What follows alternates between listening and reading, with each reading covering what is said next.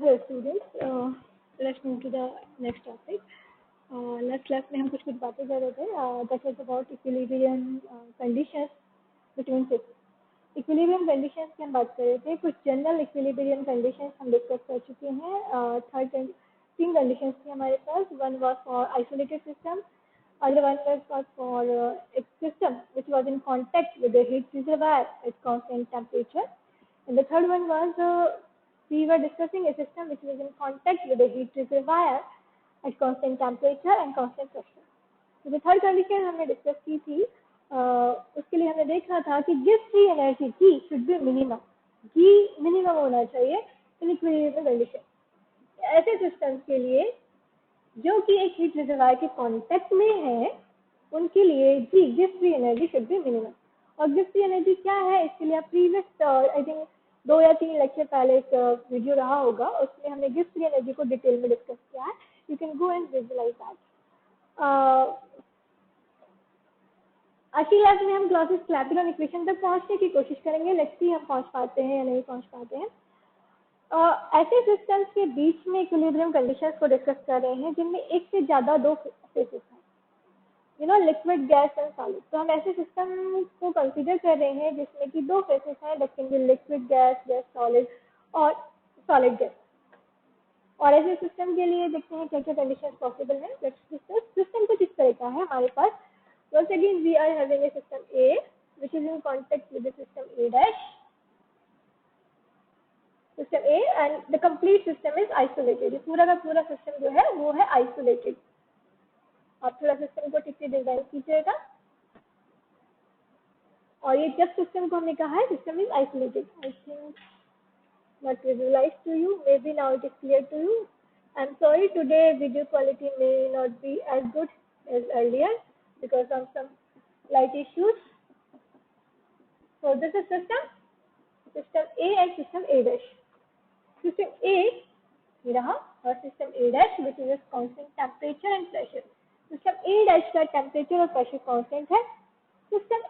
System ए में हमारे पास दो फेसेस हैं. इससे पहले हमने सिंगल फेस की बात की थी लाइक आइडियल गैस. आज हमारे पास सिस्टम ए में दो फेसेस हैं, यानी कि सिस्टम ए में लिक्विड गैस हो सकता है, गैस लिक्विड हो सकता है, whatever you want to take. There are two faces.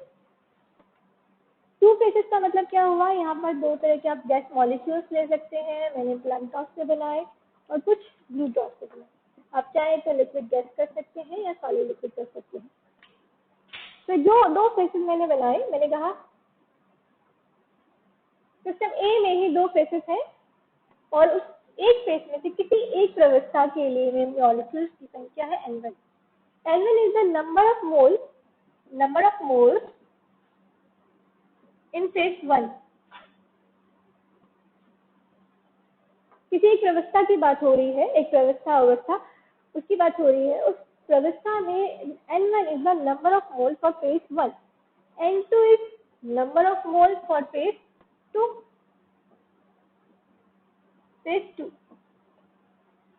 N1 phase 1 में मोलों की संख्या है, N2 phase 2 में मोलों की संख्या है.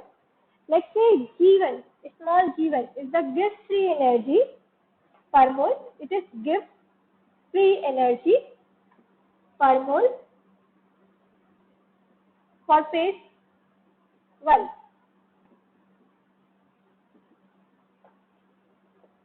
N1 मोलों की संख्या है, N2 मोलों की संख्या. फेज 1 फेज 2 में gives free energy G1 for phase 1 per mole and this is gives free energy per mole for phase 2.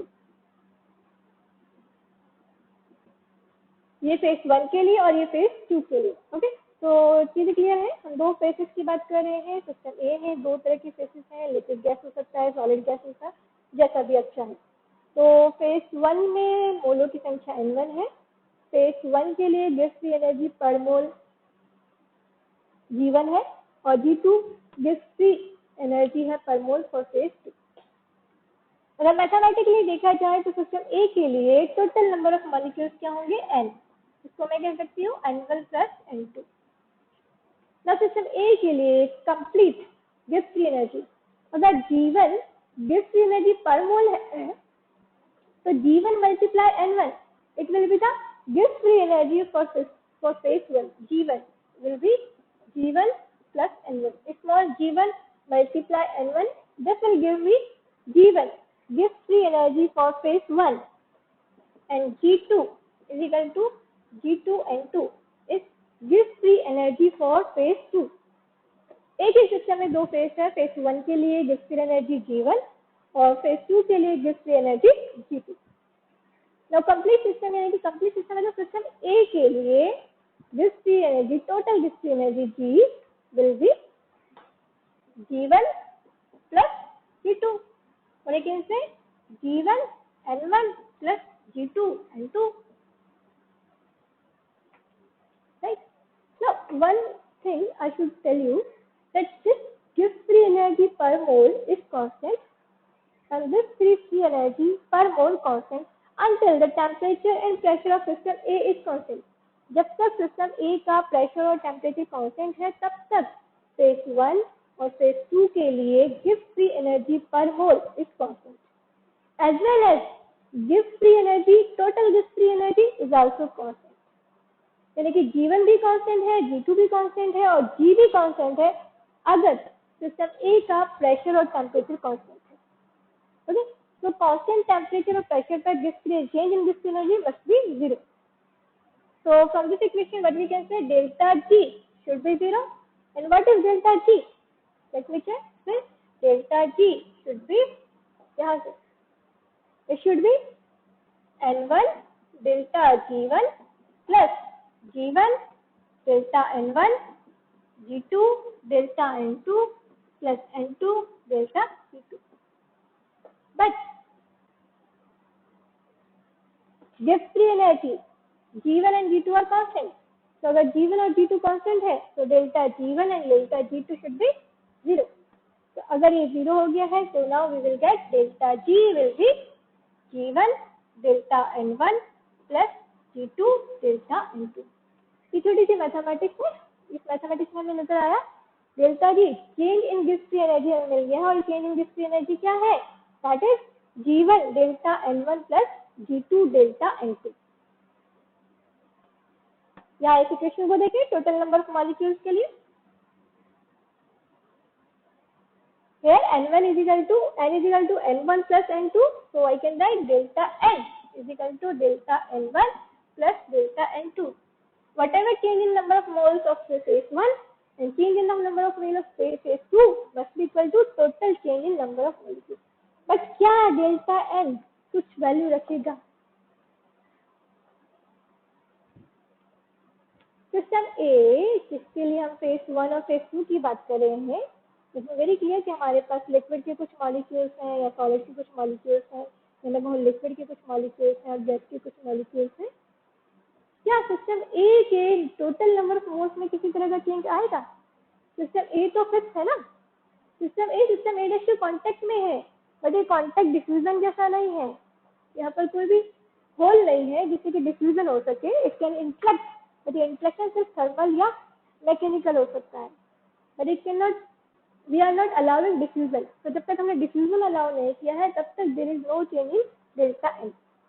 So the change in number of total moles है that should be 0. यानी कि delta n should be 0 and delta n is equal to delta n2. You can say delta n1 is equal to minus delta n2. ये put कर देते हैं हमारे relation में.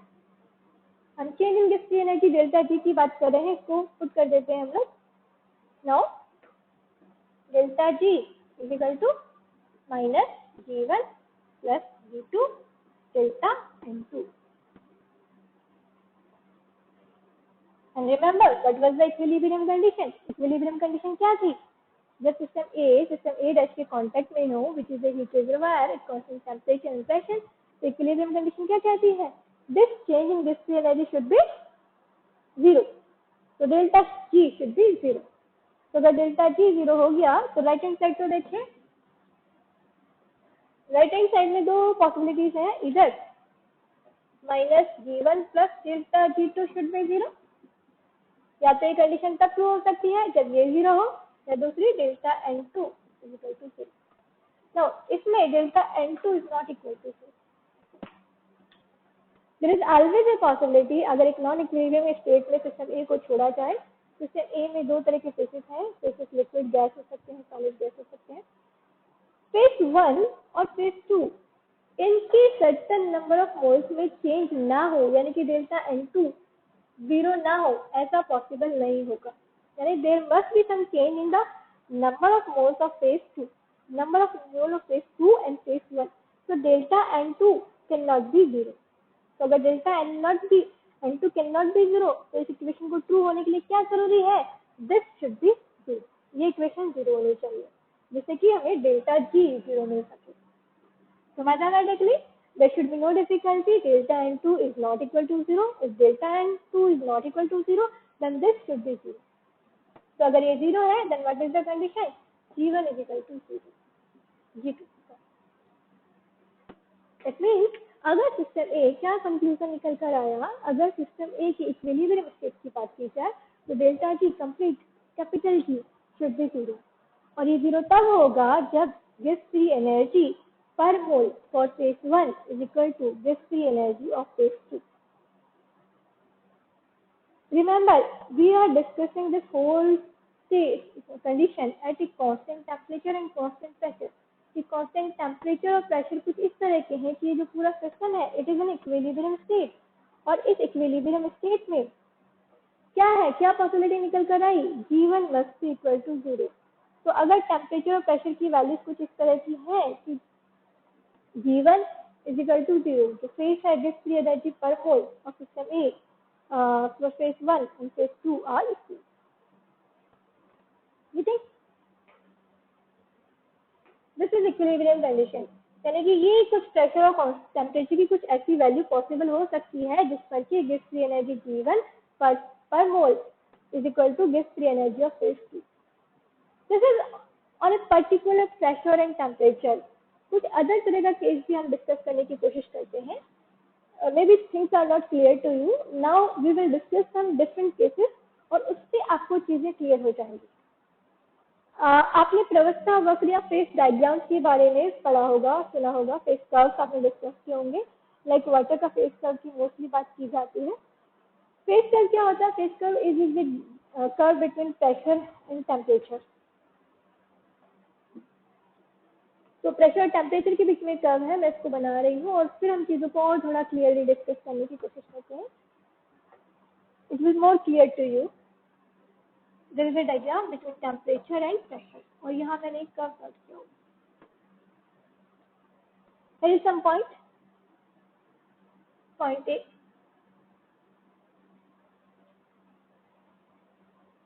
यहाँ पर टेम्परेचर और प्रेशर हम ले लेते हैं T1, प्रेशर T। तो ये जो टेम्परेचर और प्रेशर की वैल्यूज मैंने डिनोट किए हैं T1 से, that T1 and P1 is those temperature and pressure जिन पर की gives free energy per mole is equal to gives free energy of phase 1 and phase 2। That means at this point A पर क्या हो रहा है? G1 is equal to G2। दोनों की gives free energy per mole बराबर है। क्या होगा अगर हम सिस्टम हीट रिजर्वायर का प्रेशर या temperature, let me draw this curve to this side. इस कर्व को हम इधर बनाने की कोशिश करते हैं और डिस्कस करते हैं। Here is temperature, pressure। एक कर्व मैंने आर्बिट्रेरली अपने बनाया है just to explain you what is actually happening. हम किन कंडीशंस को डिस्कस कर रहे हैं। सिस्टम ए के लिए हमने कर्व बनाया है, टेम्परेचर T और प्रेशर, हीट रिजर्वायर का प्रेशर और टेम्परेचर है। At equilibrium state the pressure and temperature of system A will be same to the system A dash. Okay, और इस कर्व पर हमने एक पॉइंट लिया है, लेट्स से पॉइंट ए पर टेम्परेचर T1 है और यहाँ पर प्रेशर P। पॉइंट ए पर जो गिव्स फ्री एनर्जी पर मोल है that is equal to G1 is equal to G2। यानी कि फेज 1 की जो गिव्स फ्री एनर्जी है और फेज 2 की जो गिव्स फ्री एनर्जी है बराबर है। प्रेशर कितना है? P1, टेम्परेचर है T1। किसी और पॉइंट की बात करते हैं। Here is pressure, temperature T2, pressure P2। Temperature T2 और प्रेशर P2 पर भी क्या दिखाई दे रहा है? गिव्स फ्री एनर्जी पर मोल बराबर है। That means G1 is equal to G2। यानी कि we can always get the value such values of pressure and temperature on those values the gives free energy per mole of both phases are equal. हमें pressure और temperature की कुछ ऐसी values मिल सकती हैं जिन पर की गिव्स फ्री एनर्जी पर mole phase 1 and phase 2 are equal. अच्छा, किसी और प्रेशर और टेम्परेचर की बात करते हैं। लेट्स से ये कोई वैल्यू है प्रेशर की और टेम्परेचर की, ये कुछ वैल्यूज है प्रेशर की और टेम्परेचर की। Now you can say this is T dash, there is temperature T dash. In pressure और टेम्परेचर जो कि इस कर्व पर एग्जिस्ट नहीं करते हैं, ये पॉइंट सी हम डिनोट कर देते हैं इसको, ये पॉइंट बी। पॉइंट सी पर देखिए, पॉइंट सी पर प्रेशर और टेम्परेचर की कुछ वैल्यूज हैं। ये प्रेशर और टेम्परेचर किसका है? प्रेशर और temperature heat reservoir system A dash का है। इन प्रेशर और टेम्परेचर पर अगर आप देखें तो ये जो पॉइंट है इस कर्व पर नहीं आ रहा है, इस कर्व पर नहीं आ रहा है। मतलब यहाँ जो ये जो कंडीशन हमने निकाली है G1 = G2, ये यहाँ वैलिड नहीं है।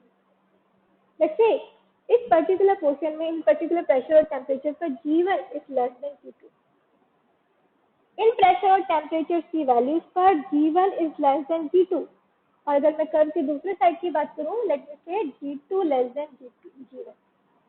प्रेशर और टेम्परेचर की इन वैल्यूज के लिए गिव्स फ्री एनर्जी पर मोल फॉर फेज 1 कम है और इनके लिए इन वैल्यूज ऑफ प्रेशर और टेम्परेचर के लिए गिव्स free energy of phase 2 less than है गिव्स फ्री एनर्जी ऑफ फेज 1।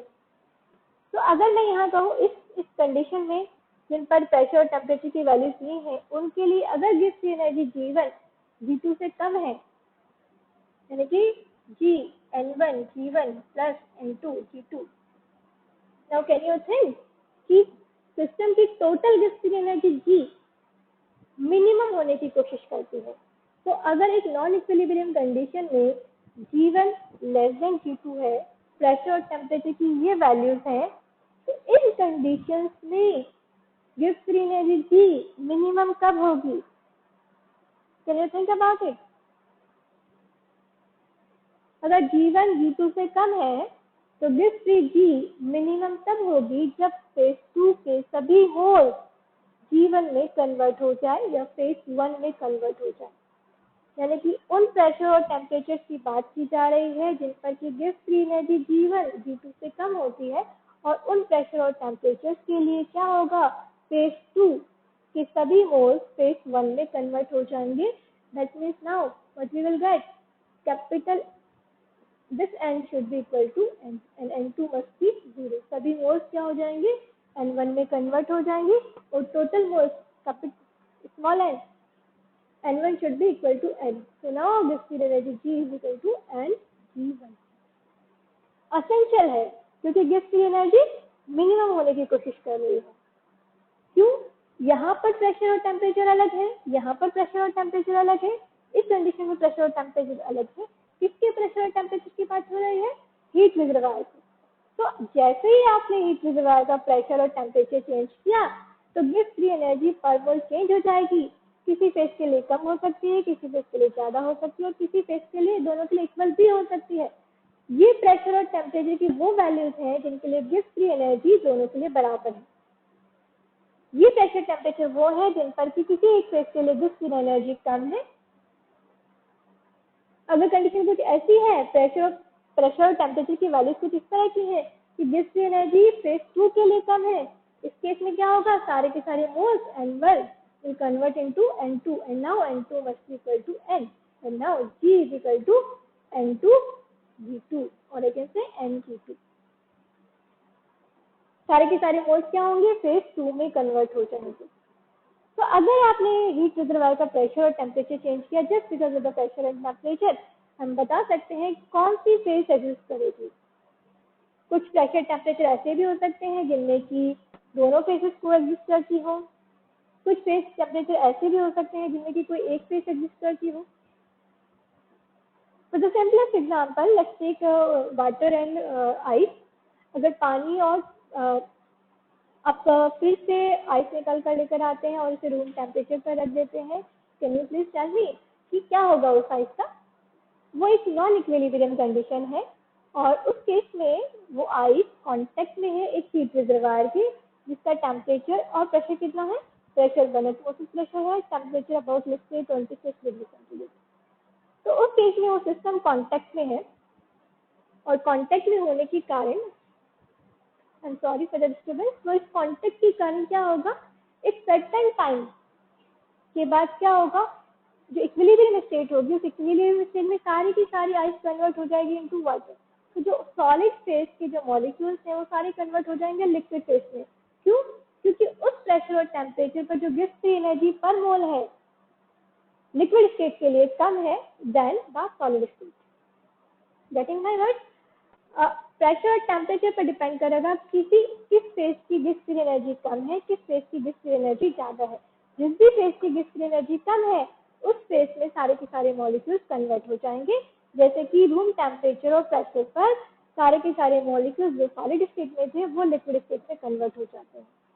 अगर मैं टेम्परेचर 100 डिग्री सेंटीग्रेड कर दूँ और प्रेशर को 1 एटमॉस्फेरिक प्रेशर ही रखूँ, उस केस में क्या होगा, सारे के सारे लिक्विड मॉलिक्यूल्स वेपर में कन्वर्ट हो जाएंगे, गैसेस स्टेट में कन्वर्ट हो जाएंगे, because at that temperature and pressure Gibbs the energy of vapour phase is less than the liquid phase.